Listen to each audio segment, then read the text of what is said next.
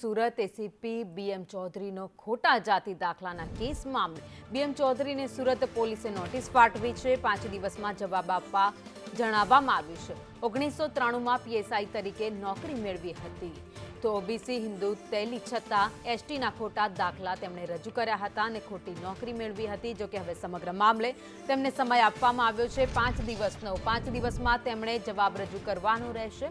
School leaving સર્ટિમાં પણ હિન્દુ તેલી દર્શાવવામાં આવ્યું છે। તપાસમાં સમગ્ર હકીકત બહાર આવી।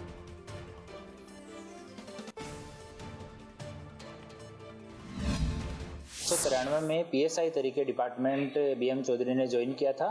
2009 में पीआई तरीके प्रमोशन मिला और 2016 में डीवाईएसपी तरीके प्रमोशन मिला और इनके खिलाफ एक प्राइवेट कंप्लेन हुई कि इन्होंने जिस टाइम पे इनका निमणूक हुआ पीएसआई तरीके उस टाइम पे जो कास्ट सर्टिफिकेट जो यूज़ किया वो कास्ट सर्टिफिकेट इनकी कास्ट एसटी कम्युनिटी में नहीं आती है।